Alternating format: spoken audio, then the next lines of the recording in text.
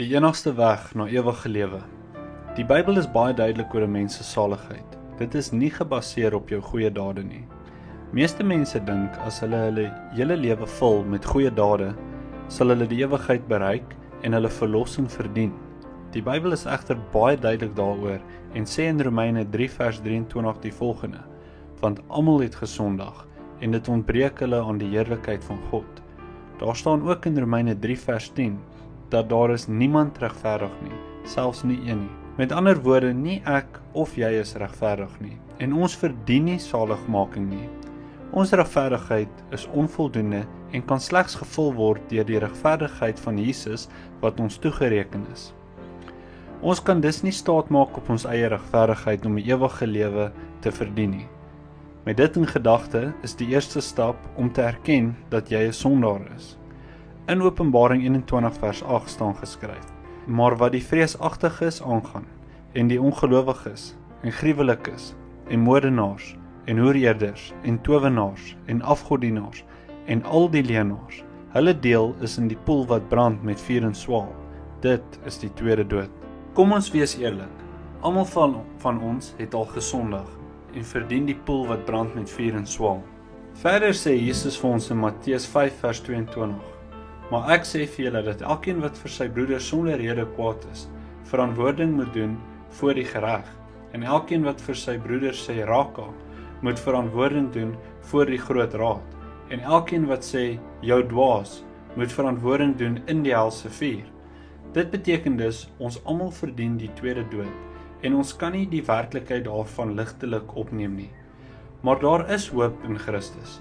God bewys sy liefde tot ons daarin, dat Christus vir ons gesterf het, toe ons nog sondaars was. Romeine 5 vers 8. Deur God se liefde stuur hy Jesus Christus, wie die volheid van God was, in die vlees. God het mens geword. Hy het 'n sondelose lewe gelei, en die pad gestap wat ek en jy nie deur ons eie regverdigheid kan voltooi nie. Selfs al het hy hierdie volmaakte lewe gelei, het die mensdom hom steeds gehaat, verwerp, verneder, hom gespoeg en geslaan en uiteindelik aan die kruishout vasgenaal met spykers.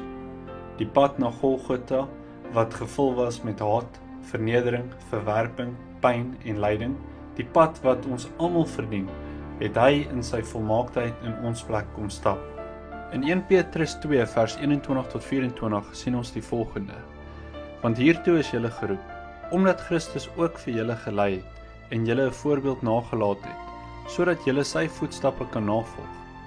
Hy wat geen sonde gedoen het nie, en in wie se mond geen bedrog gevind is nie, wat toe hy uitgeskel is, nie terug uitgeskel het nie, toe hy gelei het, nie gedreig het nie, maar dit oorgegee het aan hom wat regverdig oordeel, wat self ons sondes in sy liggaam op die kruishout gedra het, Romeine 6 vers 2, sodat ons die sondes kan afsterwe en vir die geregtigheid lewe, deur wie se wonde ons genees is.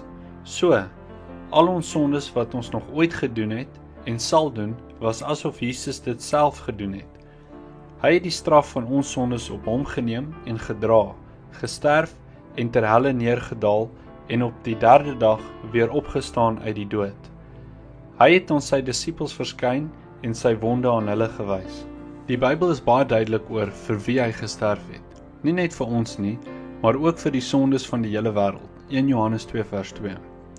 Dit bring ons dan weer by die vraag: wat moet ons doen om gered te word? Handelinge 16 vers 30 tot 31 beantwoord daardie vraag.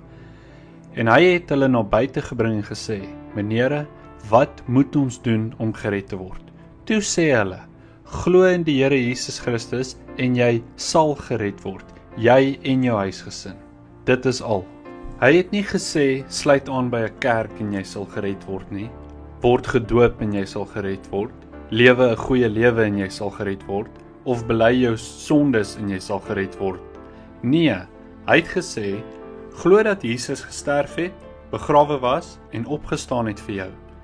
Een van die bekendste verse in die Bybel sê vir ons: Want so lief het God die wêreld gehad, dat hy sy eniggebore seun gegee het, sodat elkeen wat in hom glo, nie verlore mag gaan nie, maar die ewige lewe kan hê. Johannes 3 vers 16. Weereens, as jy een keer glo, kan jou saligheid nie verlore gaan of weggeneem word nie. want dit is 'n geskenk en belofte van God af.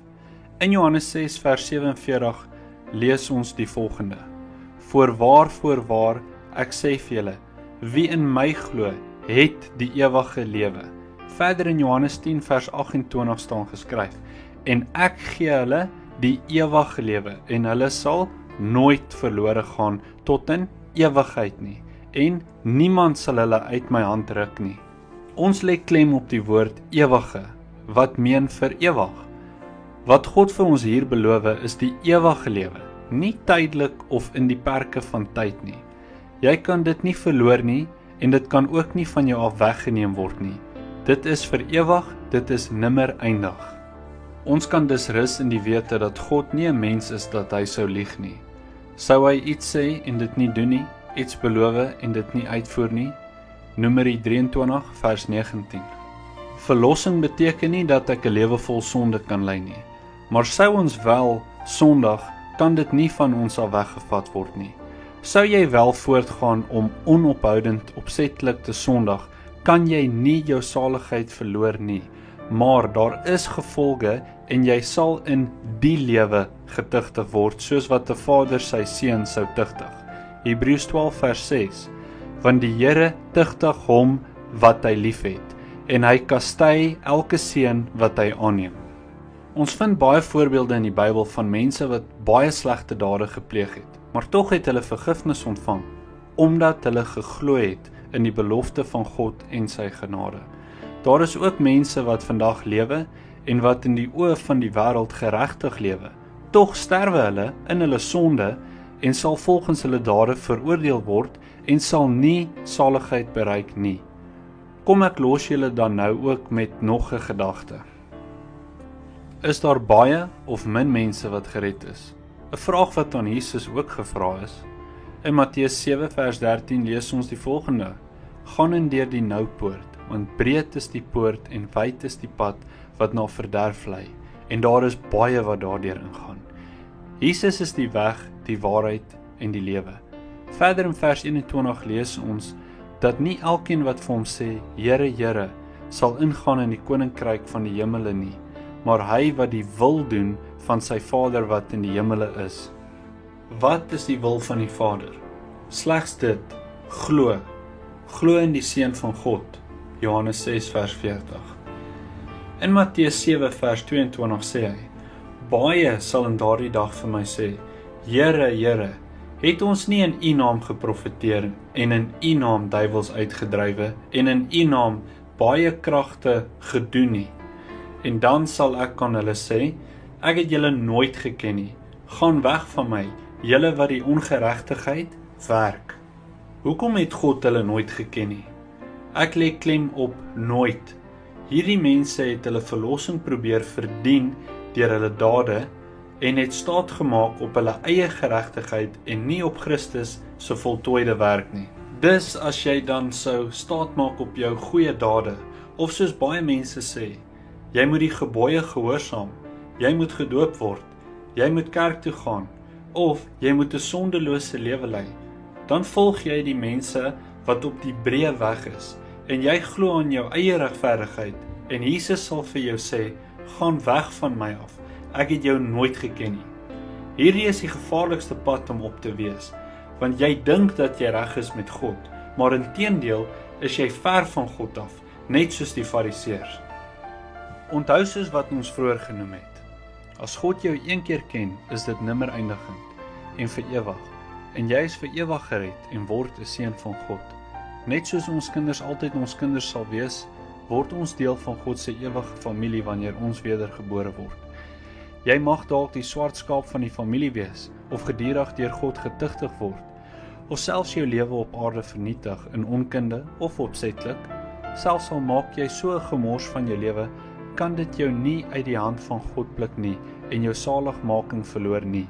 Dis glo in Jesus Christus en wees vir ewig gered. Ons sluit af met die volgende bed omdat ons lees in Romeine 10 vers 10, want met die hart glo ons tot geregtigheid en met die mond bely ons tot redding. Liewe Jesus, ek weet dat ek 'n sondaar is en die ewige dood verdien, maar ek glo vandag dat U gesterf het aan die kruis vir my en weer opgestaan het. Red my asseblief op hierdie oomblik en gee my die ewige lewe. Ek vertrou slegs op U, Jesus. Amen.